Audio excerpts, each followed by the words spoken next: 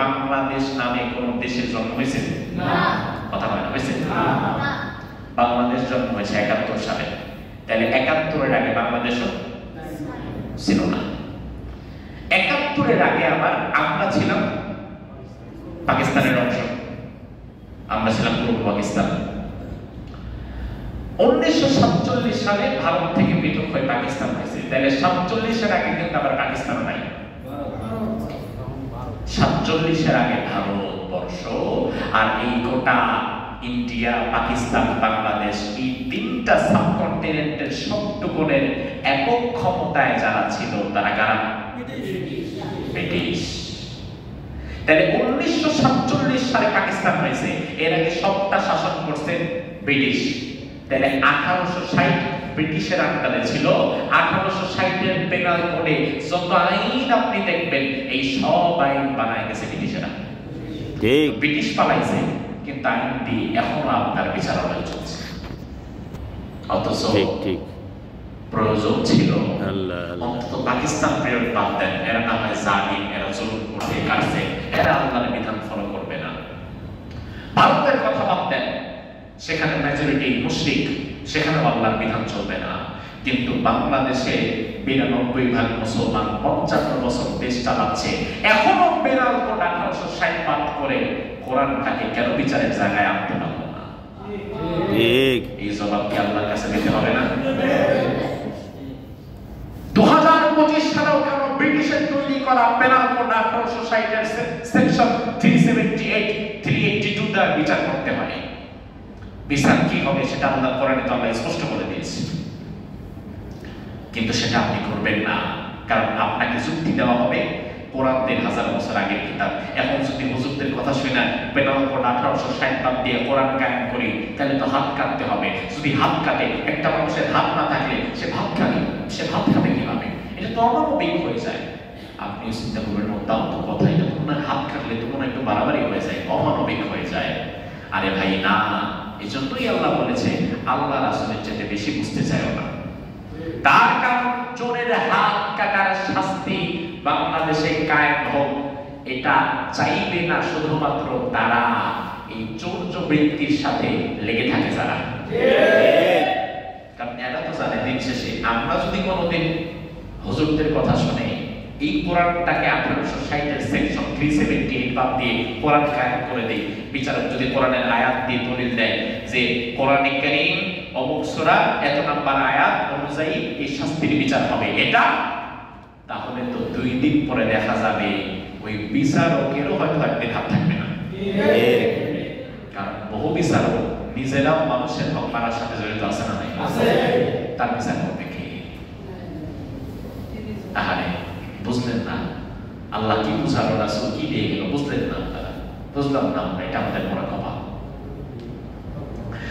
এরপরে আল্লাহ রাব্বুল আলামিন ২ নম্বর আয়াতের মধ্যে বললেন, ইয়া আইয়ুহাল্লাযীনা আমানু লা তারফাউ আসওয়াতাকুম ফাওকা সাওতিন নবী ওয়া লা তাজহারু লাহু বিল কওল কাজাহরি বা'দিকুম লিবা'দিন আন তাহবাতা আমালুকুম ওয়া আনতুম লা তাশউরুন। সুবহানাল্লাহ। আল্লাহ কোরআনে ইমানদাররা লা তারফাউ আসওয়াতাকুম, তোমাদের আওয়াজ কোনদিন তোমরা উঁচু করবে না, ফাওকা সাওতিন নবী, নবীর আওয়াজের উপরে। তোমাদের আওয়াজ যেন কোনদিন নবীর আওয়াজের উপরে উঠে না যায়। যদি এমন কোনদিন হয় রাসূলের সামনে তোমরা জোরে কথা বলছো, রাসূলের আওয়াজের চেয়ে তোমাদের আওয়াজ বেড়ে গিয়েছে, আন তাহবাতা আমালুকুম ওয়া আনতুম লা তাশউরুন, সারা জীবনের সব আমলগুলো বরবাদ করে দেব, তোমরা টেরও পাবা না। রাসূলের মর্যাদা আল্লাহ বোঝাচ্ছেন।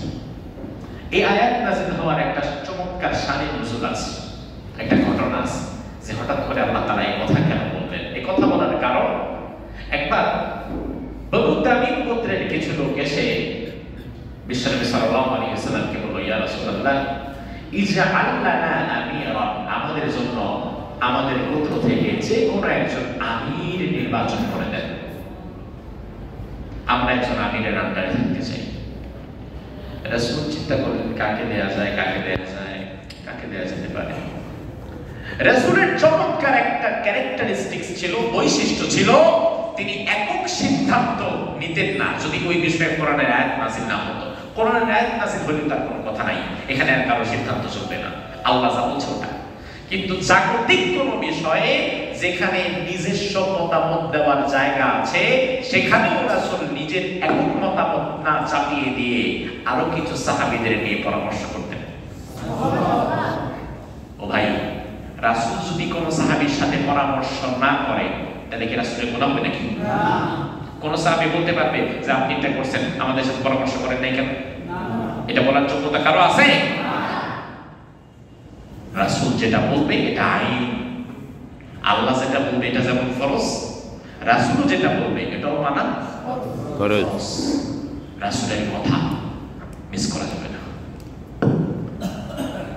দেখেন, সৃষ্টির সেরা মানুষ, বুদ্ধি জ্ঞান সব দিক থেকে আমরা কেউ কোনোদিন রাসূলের ধারে কাছেও যেতে পারবো না। এরপরেও রাসূল জাগতিক বিষয়ে সিদ্ধান্ত নিতে সাহাবীদের সাথে পরামর্শ করতেন। তার মানে বোঝা গেল ইসলামে পরামর্শের একটা গুরুত্ব আছে না নাই? আজকে আমরা পরামর্শ ছেড়ে দিয়েছি। আমি সংসারের দায়িত্বশীল, সংসারের টাকা পয়সা আমি দেই, খরচ সব আমি দেই, আমি যা বলবো সেটাই, কোনো পরামর্শ নাই। এমন আছে না নাই? এটা স্বৈরাচারী মনোভাব না, এটা ঠিক না ভাই। আপনি আপনার স্ত্রী থেকেও পরামর্শ নিতে পারেন। আপনি বলবেন যে হুজুর স্ত্রী আর কি বুঝে, বেডি মানুষ, মহিলা মানুষ, বেডি মানুষ বাদ দেন, কি বুঝে? আসলে হয়তো বা আপনার মতো শক্তি সামর্থ্য বুদ্ধি আল্লাহ তাকে দেয় নাই, তবে তার বুদ্ধি আবার আরেক জায়গায়, সেই বুদ্ধি আবার আল্লাহ আপনাকেও দেয় নাই। কিন্তু আপনি যদি সাংসারিক জীবনে কোনোদিনই আপনার স্ত্রী থেকে একটা ছোট্ট পরামর্শ না নেন, তাহলে স্ত্রী মনে করবে এই সংসারে আমি একটা বান্দি কাজের মহিলা ছাড়া আর কিছু না, আমার কোনো দাম নেই। কিন্তু আপনি পরামর্শ নেবেন, আচ্ছা দেখো বাজারে একটা দোকান খালি হচ্ছে, ভাবতেছি দোকানটা নিবো নাকি, ব্যবসা বাণিজ্য করবো নাকি, এদিকে ওই পাশে একটা দোকান আছে, রাজা খোলা যায়, কি করি এখানে বলো তো? আপনি আগে নিশ্চিত করে ফেলছেন দোকান তো এটা আমি নিবই। এখন আপনার স্ত্রী যদি বলে হ্যাঁ নিতে পারো, ভালো, তাহলে তো মতের সাথে মিললো, সমস্যা নাই। আর যদি না বলে, বেডি মানুষ, সেখানেও আপনি তাকে একটা বুঝ দিয়ে আপনার সিদ্ধান্ত যেটা, এটাই তো আপনি বাস্তবায়ন করবেন। কিন্তু দিন শেষে এই যে আপনি তাকে একটু পরামর্শ চাইলেন, পরামর্শ বাস্তবায়ন করবেন কি করবেন না এটা পরের বিষয়, কিন্তু পরামর্শ চাওয়া মাত্রই এই মহিলা মনে মনে ভাববে I am also something in this family, এই পরিবারে আমিও কিছু একটা, যেহেতু আমার এই অন্তত মতামত নেই। পরিবারের বড় সন্তানদের সাথে পরামর্শ করবেন, স্ত্রীর সাথে পরামর্শ করবেন। আমাদের পরিবারগুলো এখন নষ্ট হয়ে যাওয়ার পথে, আমাদের পরিবারগুলো ধ্বংসের পথে। যেই পরিবারের মহিলা যত বেশি বুঝে, ওই পরিবার তত বেশি নষ্ট হয়। ঠিক কথা কি ঠিক না ভাই? ঠিক। যত বেশি বুঝে, যত চালাক, স্বামীকে যত বেশি কন্ট্রোল করতে চায়, যত বেশি আবদ্ধ রাখতে চায়, মুঠোর মধ্যে করে রাখতে চায়, ওই সংসার তত বেশি নষ্ট হয়ে যায়। ঠিক কি না? আমাদের মা বোনেরা এটা বুঝে না। দুই চারজন যখন একসাথে গল্প করে, তখন গল্প করে আমি তো আমার স্বামীকে সেই টাইটেল করে রাখি, একচুল এদিক সেদিক করতে দেই না, আরেকটা বিয়ে করার প্রশ্নই আসে না, ওই বেটা আমার চালাই তো বলতাই না।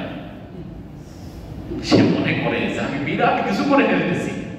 ও ভাই, ও বোন, আপনি যে আপনার স্বামীকে সার্বক্ষণিক দৌড়ের উপরে রাখতেছেন, মানসিক প্রেসারের উপরে রাখতেছেন, একটার পর একটা চাহিদা, আমার এই লাগবে, সেই লাগবে, কোটি কোটি টাকা লাগবে, বাড়ি লাগবে, গাড়ি লাগবে, ফ্ল্যাট লাগবে, এই লাগবে, সেই লাগবে, সারাদিন যে আপনি আপনার চাহিদা আর মানসিক প্রেসার দিয়ে তাকে আবদ্ধ করে রাখতে চাচ্ছেন, হয়তো দুনিয়াতে আপনার যন্ত্রণায়, আপনার জ্বালায় সে দ্বিতীয় বিয়ে করার সাহস পাবে না, কিন্তু জিনা করার সুযোগ কিন্তু ঠিক খুঁজবে।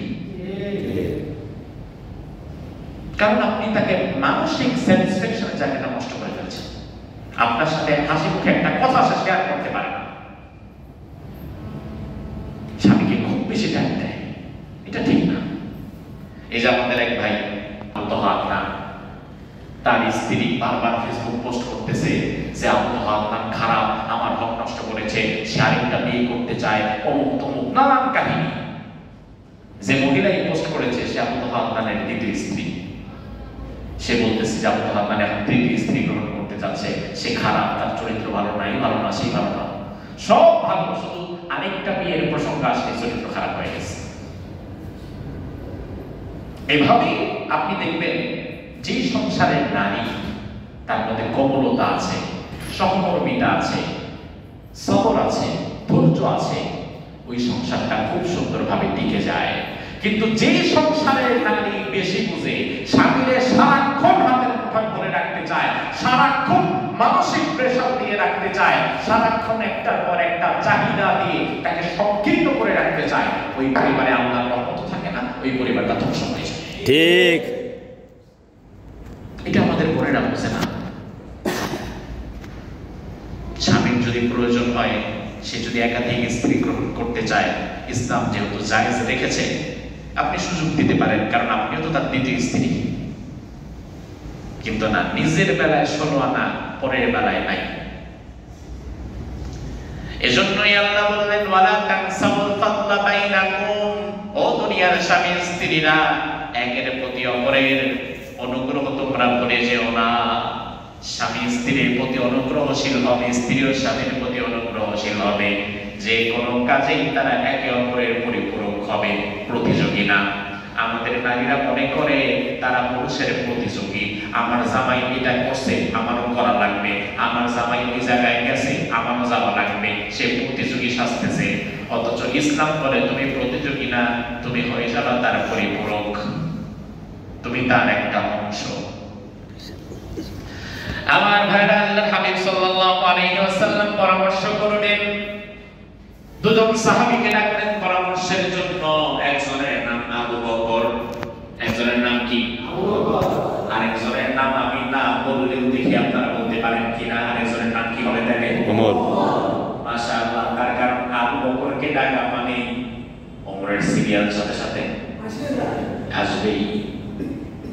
আল্লাহর হাবিব দুজনকে ডাকলেন, আবু